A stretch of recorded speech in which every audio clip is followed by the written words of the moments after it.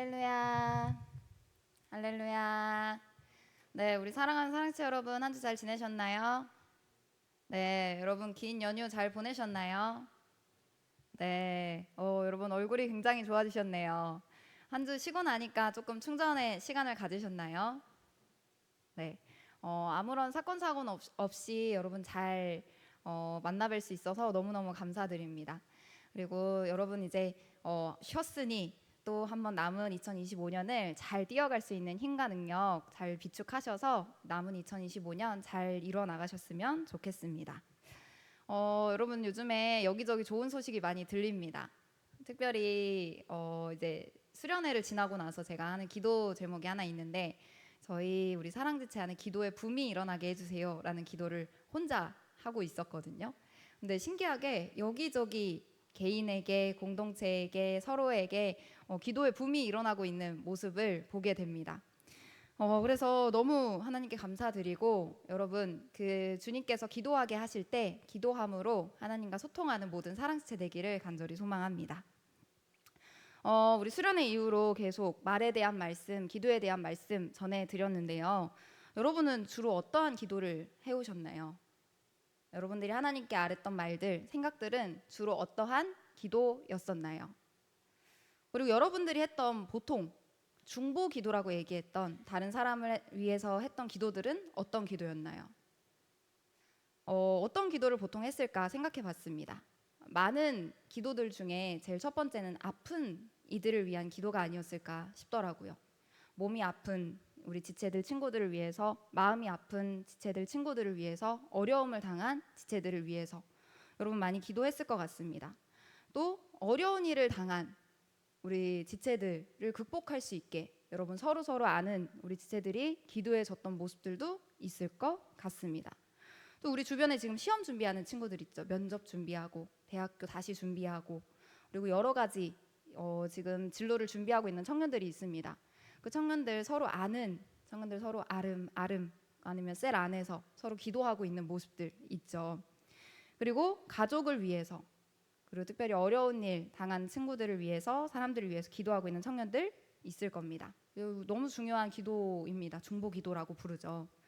자, 그런데 오늘 예수님의 말씀은 우리가 하고 있는 중보 기도에 더 한 가지 중요한 중보 기도를 말씀해 주십니다.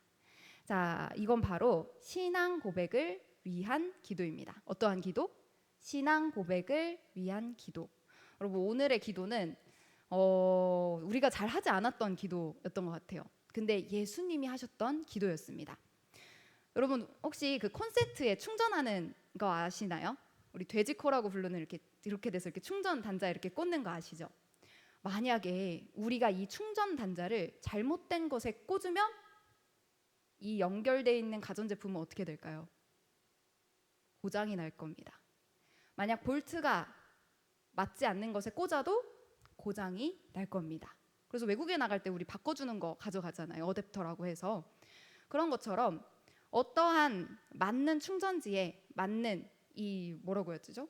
맞는 충전 단자에 연결을 해서 충전을 해야만 맞는 에너지를 받아서 사용할 수 있습니다. 자, 이 신앙 고백을 위한 기도는 어떠한 기도냐? 우리의 힘을 누구에게서 얻느냐에 대한 기도입니다. 여러분, 냉장고를 220볼트죠? 근데 110볼트에 꽂는다면 고장이 날 수 있을 겁니다. 이런 것처럼 잘못된 곳에 힘을 얻으려고 충전 단자를 꽂고 있는 사람들이 있습니다. 그 사람들에게 거기가 아니야. 진짜 우리에게 힘을 주고 우리가 에너지를 얻을 수 있는 곳이 어딘지를 가르쳐주고 인도해주는 기도가 바로 이 신앙 고백을 위한 기도입니다. 자, 이 기도는 예수님을 우리의 힘으로 우리를 구해주실 구주로 그리스도로 같이 기도하고 안내해주는 중보 기도입니다. 자, 이 기도는 어떤 기도냐면 여러분 수술실 드라마 같은 거 많이 보죠. 보면 집도를 하는 집도 의사 선생님이 계세요. 그리고 그 옆에서 보조하는 레지던트 의사 선생님들 있습니다. 그 다음에 또 옆에서 보조하는 간호사들이 있어요. 자, 우리 이번에 의사 파업 있었죠. 의료 파업. 의료 파업에서 어디가 파업을 한 걸까요? 이 집도인들인 약간 그 시니어 이 교수님들이 파업을 하신 걸까요? 아니면 레지던트, 이 학생들이 파업을 한 걸까요? 레지던트들이 파업을 했습니다. 그런데 대한민국이 발칵 뒤집어졌어요. 여러분, 이 레지던트, 간호사들, 보조해준 사람 없으면 병원이 돌아가지가 않습니다. 생명이 왔다 갔다 해요. 우리가 오늘 예수님이 말씀하신 이 기도는 어떤 기도냐? 집도 생명을 주시고 힘을 주시고 구원해 주시는 건 예수님이 하십니다. 성령님이 하세요. 그런데 우리는 왜 기도하라 그러냐? 예수님이 다 하시고 성령님이 다 하실 건데 우리 보고 왜 기도하라 그러냐? 왜냐? 옆에서 레지던트처럼 간호사처럼 보조해주는 힘이 있기 때문입니다. 그래서 우리 보고 오늘 이 신앙 고백을 위해 기도하라고 말씀하십니다. 굉장히 중요해요, 여러분. 자, 심지어는 이 기도를 예수님도 하셨어요. 여러분, 되게 웃기지 않아요? 예수님이 자기가 나를 믿어 라고 하는 겁니다. 예수님이 살아계셔서 나를 믿어 라는 이 기도예요. 근데 예수님도 자기랑 같이 다니는 제자들을 위해서 나를 믿을 수 있게 기도를 하셨어요. 되게 아이러니한 상황입니다. 자, 이 제자들이 어떠한 사람들이냐? 예수님이랑 3년 동안 맨날 같이 있었던, 밥 먹고 잠자고 같이 움직이면서 예수님이 무슨 일을 하셨는지 다 본 사람들이에요. 근데 그 사람들을 위해서 예수님이 기도하셨습니다. 신앙 고백을 위해. 그들이 예수님을 구주로, 저분이 우리를 하나님이 보내주신 구원자구나 라는 걸 믿을 수 있게 그 기도를 위해, 그것을 위해 기도하셨습니다. 예수님이. 자, 이 예수님과 함께 있었던 제자들이 뭘 경험했는지 이제 한번 이 본문 바로 직전의 사건을 한번 가보겠습니다. 이 본문 누가복음 9장 18절에서 20절 바로 직전에 어떤 일이 있었냐면 굉장히 유명한 오병이어 사건이 있습니다. 오병이어란 어떠한 사건이냐? 자, 여러분, 저희 남자분들만 한번 손 들어주시겠어요? 여기 중에서 남자, 나는 남성이다. 여러분, 성 정체성 없으시죠? 네. 네. 그러면 이쪽 4분단부터 한번 숫자 내리면서, 뒤에서부터 내리면서 숫자 한 번만 쭉 세보겠습니다. 자, 우리 신희 형제부터 한번 세볼까요? 네, 우리 호건 형제.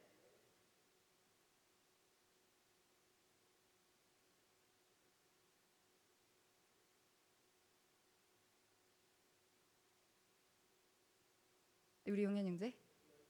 네. 네, 진성. 자, 우리 위에 19. 네, 저희 이 사랑지체 안에 지금 19명의 남성분이 계십니다. 자, 예수님 당시에 사람 수를 어떻게 셌냐면 우리처럼 남녀를 세지 않고 남자의 머리만 셌다고 합니다. 지금 저희 이렇게 잔뜩 모여 있죠? 여기서 사람 수를 그 당시에 숫자로 세면 19명밖에 기록이 안 됩니다. 와우. 네, 와우죠. 근데 지금 이 예수님이 일어난 사건, 이 누가복음의 9장 이전에 있었던 사건, 오병이어 사건은 남자만 5천 명이 있었던 사건입니다. 자, 남자만 5천 명이면 여자도 있었겠죠? 따라온 아이들도 있었을 겁니다. 곱하기 4를 해서 보통 2만 명으로 추정합니다. 2만 명의 사람들이 예수님의 얼굴도 보고 예수님 말씀도 듣고 병도 고쳐주시니까 병도 고침받으려고 와르르 몰려와서 예수님 옆에 계속 있는 겁니다. 하루 종일. 그렇게 있다가 이제 저녁이 되니까 으슬으슬 춥기도 하고 배도 고프겠죠. 하루 종일 얘기 듣고 병 고치고 보고 있으니까 저녁쯤 되면 배가 고픈 겁니다. 자, 이렇게 배가 고픈데 문제는 이 사람들이 가진 게 물고기, 작은 물고기 2마리, 작은 떡, 여러분 조그만한 송편 같은 보리떡 아시죠? 그 보리떡 5개밖에 없었습니다. 이 2만 명에 이르는 사람들을 먹여야 합니다. 이 사람도 어디 갈 데도 없습니다. 그런데 가지고 있는 건 작은 물고기 2마리, 보리떡 5개가 전부입니다. 그런데 놀라운 건 이 작은 물고기와 떡을 예수님이 들어서 축복하시고 나눠주자 계속 나오는 겁니다. 물고기 축복하고 떼어주는데 계속 나와요. 떡을 축복하고 떼어주는데 계속 나옵니다. 그런데 제자들이, 이거 말씀이 기록돼 있어요. 제자들이 예수님이 떼어주고 제자들한테 주면 제자들이 가서 하나씩 다 나눠주는 겁니다. 그래서 모든 2만 명의 사람들이 다 먹었어요. 먹고 남은 음식을 다 모아와서 광주리에 담으니까 12광주리가 꽉 찹니다. 여러분, 이거를 현실에서 우리가 그 상황에서 경험했다고 생각해 봅시다. 이 사건에서 우리가 직접 제자가 됐다고 한번 생각을 해볼게요. 모자란 상황이 우리의 상황입니다. 지금 사람들은 잔뜩 우리 앞에 있습니다. 먹여야 합니다. 채워줘야 합니다. 근데 모자랍니다. 그런데 우리가 가지고 있는 건 아주 작은 거예요. 근데 예수님이 그 순간 등장하셔서 그것으로 사람들을 먹이고 배부르게 하며 나누게 하십니다. 이거 기적이죠. 아마 여러분 부서 아니면 뭐 사랑지체, 임원 그리고 회계 하셨던 분들은 이거 한번 경험해봤을 겁니다. 수련회나 비전 트립이나 어떠한 거 해보셨던 분들은 경험해봤을 겁니다. 언제? 처음 시작할 때 아무것도 없습니다. 모자라요. 그래서 어떻게 해야 되지? 하면서 국수도 팔아보고 물건도 떼다 팔아보고 여러 가지를 해봅니다. 그런데 그래도 모자라요. 어떻게 해야 되지? 근데 신기하게 그때부터 기도하고 여기저기 고민하는데 예수님이 채워주기 시작합니다. 점점 채워져요. 그리고 다 치르고 나서 계산을 해보니까 남습니다. 남아서 심지어는 다른 사람들에게 흘려보낼 수 있게까지 해주시는 분이 우리 예수님이 하시는 역사입니다. 이거 한번 경험해본 사람들은 이거 어디 가서 막 자랑하고 싶어요.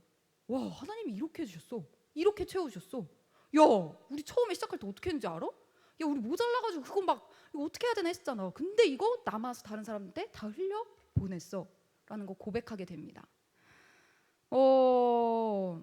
자, 그런데 이 제자들은 이런 상황을 겪고 또 겪고 옆에서 직접 떡까지 나눠줬던 사람들이에요.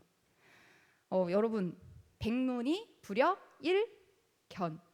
100번 말하는 것보다 한 번 보는 게 진짜죠. 우리는 100번 들었지만 그 사람들은 한 번 경험했습니다. 그런데 이 직접 기적을 경험한 제자들을 위해서도 예수님이 기도하십니다. 여러분, 이거 떡이 눈앞에서 떼어지고 물고기가 나눠지고 모자란 게 채워지는 걸 보고 병이 고쳐지고 하나님 말씀 듣고 직접 눈을 두면 예수님이 막 그냥 믿어지지 않을까요? 근데 그 사람들을 위해서도 예수님은 기도를 하십니다. 왜? 그들이 믿음을 고백하고 신앙을 고백할 수 있도록 기도하셨습니다.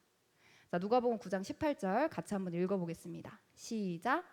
예수께서 따로 기도하실 때에 제자들이 주와 함께 있더니 물어 이르시되 무리가 나를 누구라고 하느냐. 왜 예수님께서 따로 기도하실 때, 저게 되게 웃긴 상황이에요. 지금 제자들이 주와 함께 있더니 되게 웃긴 상황입니다. 이렇게 같이 있는데 예수님이 혼자 기도하시는 겁니다. 제자들이랑 지금 다 같이 있어요. 근데 예수님이 저쪽에 가서 혼자 기도를 하시는 겁니다. 되게 웃기죠. 그러다가 기도를 하시다가 갑자기 제자들한테 물어보는 거예요. 얘들아, 사람들은 나를 뭐라 물어보느냐? 이 상황이 지금 이 상황입니다.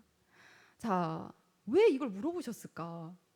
왜냐하면 똑같은 예수님을 경험합니다, 여러분. 그런데 받아들이는 게 다 다르기 때문이에요. 지금 기적을 경험한 사람들이 있었습니다. 같이 떡을 먹은 사람들이 있었고요. 떡을 나눠준 제자들도 있었습니다. 그런데 우리도 같은 예배를 드리고 셀 나눔을 가서 이야기를 해보면 얘기가 받아들이는 게 다 다른 거 경험해 보셨어요?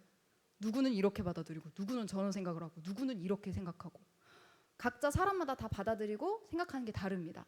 그런 것처럼 예수님이 기적을 똑같이 경험했는데 받아들이는 게 다른 겁니다. 자, 사람들과 제자들 모두 같은 장소에 있었습니다. 자, 그러나 사람들은 뭐라고 경험을 했는지. 자, 누가복음 9장 18절. 그래서 예수님이 이렇게 물어보셨죠. 예수께서 따로 기도하실 때 제자들이 주와 함께 있더니 물어 이르시되 무리가 나를 누구라고 하느냐. 자, 얘들아, 사람들이 나를 누구라고 하더냐. 자, 이엔 대한 대답입니다. 19절. 대답하여 이르되 세례 요한이라 하고 더러는 엘리야라. 더러는 옛 선지자 중에 한 사람이 살아났다 하더이다. 전사님, 이거 무슨 말인지 모르겠어요. 이게 무슨 말이냐면 예수님이 세례 요한 같대요. 예수님이 엘리야 같대요. 예수님이 옛날 선지자 중에 한 명이래요. 무슨 말인지 모르겠어요. 무슨 말이냐면 이 예수님을 사람들이 와, 저 하나님이 보낸 누구 아니요? 저 하나님이 보낸 저 옛날 선지자 아니요? 옛날에 그 기적 일으켰던 그 사람 아니야? 라고 생각하는 겁니다. 이 세례 요한이란 사람은 하나님이 점 찍어두신 야, 나중에 메시아 오기 전에 이 사람 올 거다 했던 사람입니다. 자, 저 엘리야는 기적을 어마어마하게 일으켜요. 사람 살려내요. 떡똑같이 이렇게 해서 줍니다.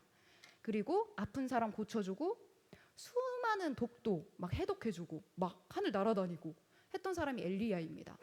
자, 옛 선지자 중에 한 사람, 옛 선지자는 어떤 사람이냐? 하나님의 말씀을 받아서 전해줬던 사람입니다. 다 하나님과 관련된 어떠한 사람이에요. 떡을 똑같이 먹었던, 기적을 똑같이 경험했던, 똑같이 수련회 갔던 사람들이 이렇게 얘기하는 겁니다. 야, 예수님은 하나님이 보낸 한 사람 중에 하나 아닐까? 예수님은 하나님과 관련된 한 사람이 아닐까? 이렇게 얘기합니다. 자, 그렇다면 예수님이 기도하시는 제자들은 뭐라고 얘기했을까? 누가복음 9장 20절 예수님 또 물어보십니다. 예수께서 이르시되 너희는 나를 누구라 하느냐? 이 너희는 제자들이거든요. 이 제자들에게 물어보십니다. 자, 그러자 이 베드로가 대답을 하는데 베드로는 제자들 중에 대표예요. 대표, 반장. 약간 어디 가나 먼저 딱 질문하면 이렇게 대답하는 친구들 있잖아요. 이렇게 해가지고 이렇게 대답하고 막 먼저 이렇게 나가고 막 이렇게 회장감 같은 그런 친구들. 그런 친구가 베드로였습니다. 자, 너희들, 이 제자들 중에 대표격 되는 베드로가 대답을 하는데 하나님의 그리스도시니이다. 하나님의 그리스도시니이다. 여러분, 예수님이 제자들을 위해 기도하셨습니다. 이 기도를 받은 제자들은 뭐라 대답을 했나요? 하나님의 그리스도십니다. 똑같은 예수님을 똑같이 경험합니다. 근데 누군가는 하나님이 보낸 사람 중에 하나 아니에요? 수많은 사람들 중에 똑같은 사람 아니에요? 를 예수님으로 생각하고 예수님이 기도했던 제자들은 하나님의 그리스도십니다. 이 말은 무슨 말이냐? 우리 아까 그 전기 콘서트 있었잖아요.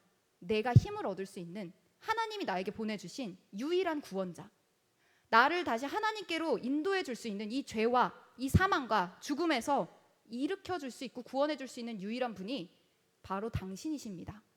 다른 거 없습니다. 바로 예수님 한 분이 날 위해서 하나님이 보내주신 구원자십니다. 라는 고백입니다. 그 고백을 지금 기도를 받은 이 제자들이 하고 있는 겁니다. 왜 이렇게 다른 걸까? 사람들은 하나님과 관련된 어떤 사람이라 얘기하고 제자들은 하나님의 그리스도라고 이야기를 하고 왜 이런 걸까요? 여러분 혹시 그거 아세요? 믿음은 내가 믿고 싶다고 해서 믿을 수 있는 게 아니더라고요. 믿음은 하나님의 선물입니다. 제 친구 중에 해양대 다닐 때 친구였는데요. 그 방학 때 이제 제가 한번 그 겨울 방학 때 남아서 토익 사관학교를 한 적이 있었습니다. 자, 그걸 하면서 2명 친구랑 같이 했는데 저까지 총 3명이 했죠. 자, 2명 했는데 이 둘 다 진짜 놀기를 좋아해요. 그래서 한번 크리스마스 같이 보내고 막 얘기도 많이 하고 이러면서 막 교회 얘기도 조금 하고 막 예수님 얘기도 조금 하고 했었던 친구가 있었어요. 근데 그 친구가 나중에 졸업하고 여기저기 뭐 취직도 하고 공부도 하고 하다가 하나님을 믿게 된 겁니다. 그런데 교회를 처음에는 이렇게 전도를 받았어요. 그리고 교회를 가기 시작했어요. 그러고 나서 자기도 예수님을 믿고 싶은데 이 믿음이란 걸 가지고 싶은데 가져지지가 않는 거예요. 나도 믿고 싶고 이게 진짜라고 나도 한번 해보고 싶은데 되지가 않는다고 하더라고요. 그러면서 가지고 나서 믿음을 받고 나서 이렇게 고백하답니다. 믿음은 내가 가지고 싶어서 성경도 읽어보고 기도도 해보고 해봤는데 안 되더라. 믿음은 하나님이 주신 선물이 맞다. 하나님이 주시니까 그때야 믿어지더라 라고 얘기를 하더라고요. 믿음은 여러분 내가 믿는 것 같지만 사실 하나님이 주시는 선물입니다. 그런데 이건 성령님이 하시지 않으면 받을 수가 없는 거예요. 자, 이 예수님을 믿는다는 건 뭐냐? 다른 말로 천국에 들어간다는 소리입니다. 하나님 나라를 들어간다는 소리예요. 예수님 믿으면 천국에 들어갑니다. 자, 그렇다면 예수님을 믿는 건, 성령을 받는다는 건, 하나님 나라에 들어간다는 건 뭘까? 성경은 그걸 다시 태어난다고 고백을 하는데요. 이 물과 성령으로 태어난다고 이야기합니다. 자, 요한복음 3장 3절과 5절을 같이 한번 읽어보겠습니다. 3장 3절 시작. 예수께서 대답하여 이르시되 진실로 진실로 내게 이르노니 사람이 거듭나지 아니하면 하나님의 나라를 볼 수 없느니라. 예수께서 대답하시되 진실로 진실로 내게 이르노니 사람이 물과 성령으로 나지 아니하면 하나님의 나라에 들어갈 수 없느니라. 3절 한번 들어주세요. 여러분 저기 사람이 거듭남 보이시나요? 저 거듭남은 뭐냐면 응애 하고 다시 태어나는 겁니다. 여러분 몇 살이세요? 32, 30, 26. 나이 우리 이제 한 20대 다 넘었죠. 자, 우리가 다시 엄마 뱃속으로 들어가서 새롭게 태어날 수 있을까요? 없습니다. 그러면 왜 성경은 이 거듭났다, 새로 태어났다라는 얘기를 하는 걸까요? 예수님을 믿는다는 건, 하나님의 나라에 들어간다는 건 어떠한 의미냐? 새롭게 태어나는 걸 의미합니다. 근데 뭘로 태어나게 하시냐? 5절 틀어주세요. 물과 성령으로 다시 새롭게 태어나게 해주시는 겁니다. 여러분, 엄마 뱃속에 양수 있죠. 그리고 엄마 뱃속에 생명도 있습니다. 그런 것처럼 물로써 우리의 삶을 깨끗하게 거룩하게 하시고, 성령으로 우리의 영혼을 다시 새롭게 하시는 분. 우리가 이전에는 이 세상에 속하여서 이 세상 사람과답게 살았습니다. 아담이 원래 지어졌던 우리의 본성대로 그냥 살았어요. 그런데 예수님을 믿는다는 건 무슨 말이냐? 이제 우리의 삶이 내 뜻대로 살아가는 것이 아니라 하나님의 뜻대로, 내 뜻대로 살아가는 것이 아니라 예수님이 나의 힘이 되셔서 예수님의 말씀 따라 이 성령으로 새롭게 이 예수님의 영을 받아 살아가겠다라는 게 이 성령으로 나겠다는 겁니다. 이제는 예수님 믿으면 소속이 달라져요, 여러분. 여러분, 이전에는 아담에 속했던 사람들입니다. 일반 사람들이랑 똑같았어요. 예수님을 믿으면 성령님을 통해 여러분들의 소속이 하나님께, 예수님께로 바뀝니다. 이 소속이 바뀌잖아요. 여러분, 질서 자체가 달라져요. 여러분들이 받을 수 있는 혜택이라고 그러죠. 여러분, 학교가 A였다가 B로 바뀌면 학교의 규칙도 달라지고 혜택도 달라집니다. 그것처럼 아담에게 속했던 여러분들이 성령님을 통해 예수님께로 속해지면 여러분들이 달라집니다. 예수님을 믿는 사람들은 물과 성령으로 새롭게 태어난 사람들이고 하나님 나라에 들어가는 사람들입니다. 예수님은 이렇게 이 물과 성령으로 새롭게 태어나게 하기 위해서 자기의 제자들을 위해 기도하셨습니다. 여러분, 제자들 직접 눈으로 경험했던 사람들입니다. 눈으로 보고 몸으로 이렇게 와닿았던 사람들이에요. 근데 그 사람들을 위해서도 예수님 기도하셨습니다. 그리고 지금 우리에게도 이 똑같은 기도를 하도록 말씀하십니다. 예수님도 기도하셨으면 우리는 얼마나 더 기도해야 될까요?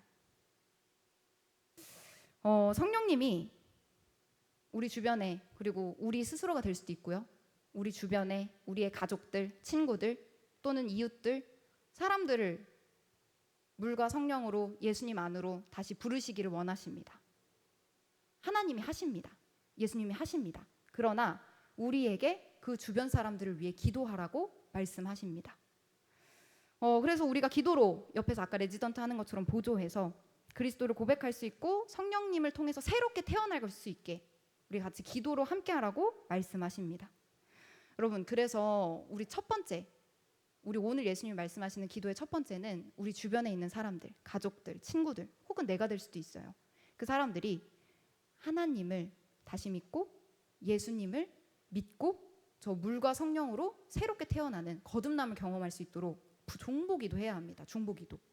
여러분, 그것만 기억하세요. 예수님을 눈으로 봤던 사람들도 기도가 필요했어요. 보지 않는 사람들은 얼마나 더 기도가 필요할까요?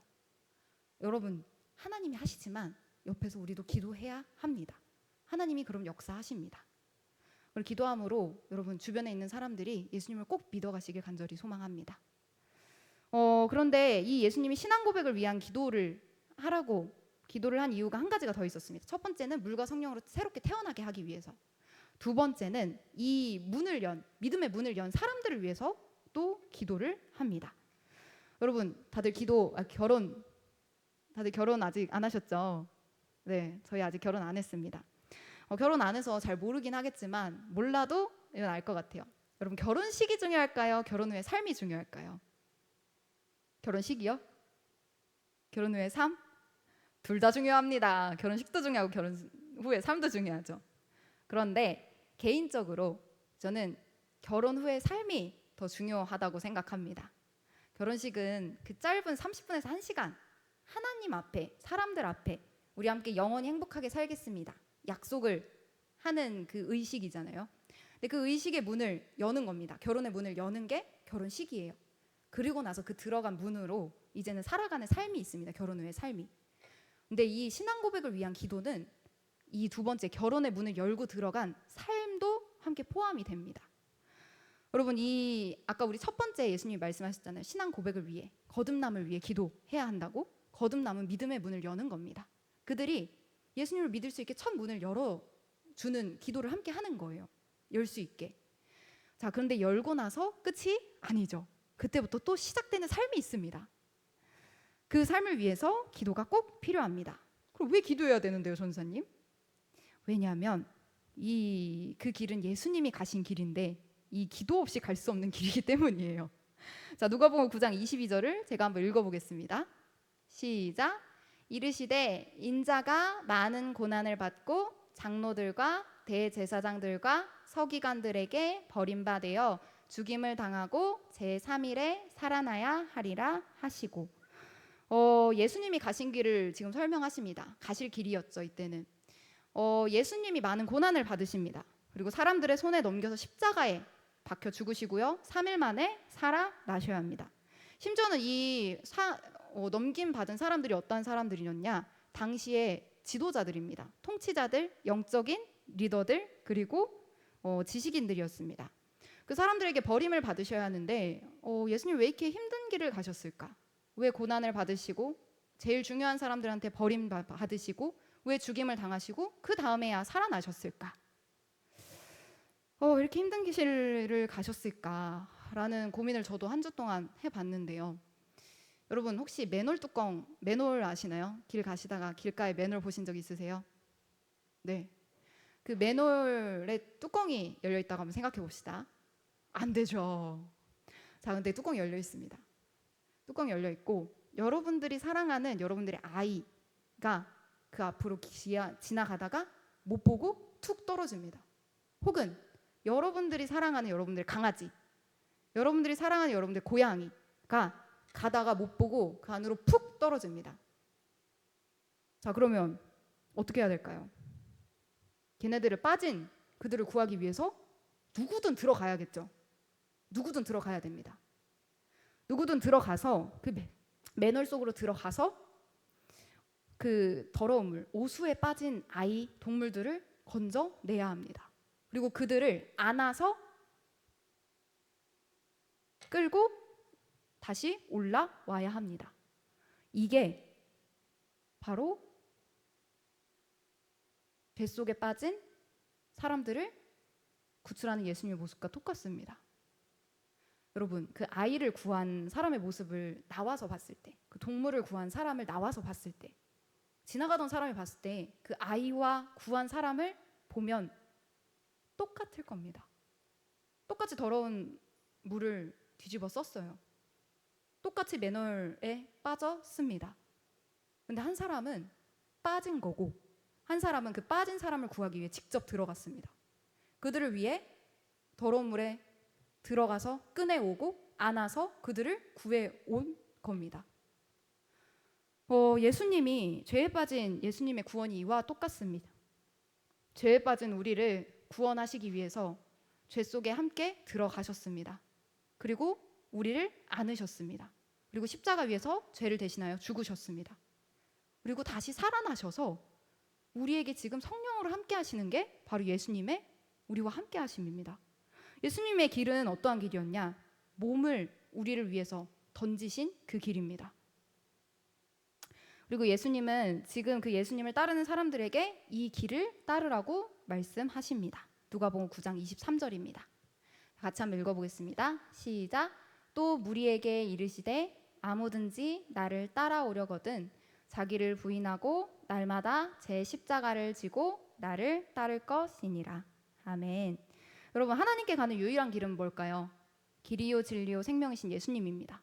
근데 예수님이 지금 나를 따라오는 사람들은 어떠한 사람인지 얘기해 주십니다. 나를 따르는 사람은 자기를 부인하고 자기 십자가를 지르고 따르는 사람이라고 말씀하세요. 그럼 자기를 부인하고 자기 십자가를 지고 따르는 게 뭘까? 여러분, 사람들은 보통 어떻게 예수님, 신의 존재를 믿기 시작할까요? 보통은 자기가 가지고 있는 이 십자가, 고통, 어려움을 벗어내기 위해서 믿기 시작합니다. 보통은 소원을 들어주기 바라는 마음으로 처음에 믿기 시작합니다. 자기의 목숨을 구원하기 위해서 믿기 시작해요, 보통은. 그런데 이 자기 목숨을 구하는 사람은 어떠한 사람이냐? 온 세상을 얻긴 얻습니다. 하나님과 예수님과 예수님의 말씀을 부끄러워합니다. 그러나 결국 이런 사람들은 어떻게 되냐? 자기의 목숨을 잃어버리게 돼요. 예수님이 지금 말씀하십니다. 나를 따르는 사람은 자기를 부인하고 날마다 자기 십자가를 지고 따를 것이니라. 예수님을 따르는 사람은 어떠한 사람이냐? 자기를 부인하고 자기 십자가를 지고 예수님의 말씀을 부끄러워하지 않는 사람입니다. 예수님을 따르는 사람은 어떠한 사람이냐? 예수님과 예수님의 말씀을 부끄러워하지 않는 사람이에요. 때로는 이게 세상에서 자기 것을 잃어버리는 것처럼 느껴질 때가 있습니다. 세상을 얻지 못하는 것처럼 그때는 보일 때가 있습니다. 그런데 분명히 마태복음 19장 29절에 이렇게 약속하셨어요. 또 내 이름을 위하여 집이나 형제나 자매나 부모나 자식이나 전토를 벌인 자마다 여러 배를 받고 또 영생을 상속하리라. 여러분, 예수님 말씀 따라갈 때 자기를 부인하고 날마다 제 십자가를 지고 나를 따를 때 때로는 나를 잃어버리는 것 같을 때가 있습니다. 그러나 예수님이 분명 약속하셨어요. 나를 위해서 자기의 목숨을 잃는 사람들은 하나님이 여러 배를 약속하시고 영생을 약속하시고 또 자기의 목숨을 살게 하실 거라고요. 그럼 전도사님, 자기를 부인하고 자기 십자가를 지고 예수님을 따르는 사람이 뭡니까? 쉽게 말하면 이런 사람입니다. 여러분, 그런 말 많이 듣죠. 나이 들으면 생각이 안 바뀐다. 나이 많이 들으면 사람이 안 바뀐다. 보통은 한 30 넘어가면 생각이 굳는다고 많이 얘기를 하시더라고요. 사람이 잘 안 바뀐다고. 그럴 수 있습니다. 자기가 가진 생각과 경험과 그것으로 세상을 살아가니까요. 그런데 여러분, 이 자기를 부인하고 자기 십자가를 지고 따르는 사람은 어떠한 사람이냐? 우리가 예수님의 말씀이 우리의 삶 가운데 부딪혔을 때 어떠한 것도 우리의 삶을 바꿔낼 수 없는데, 우리의 생각과 우리의 고집을 바꿔낼 수가 없는데 하나님의 말씀이어서, 예수님의 말씀이어서, 그래서 우리의 생각과 다르지만 그 말씀 따라 순종하는 게 바로 자기를 부인하고 자기 십자가를 지고 가는 것입니다. 예를 한번 들어볼까요? 미운 사람이 있습니다. 같이 있고 싶지 않아요. 불편합니다. 그런데 예수님이 말씀하십니다. 화평하라고. 가능하다면 지낼 수 있는 모든 사람과 화평하라고 예수님이 말씀하셨습니다. 그 성경을 봤어요. 그리고 계속 찔림이 옵니다.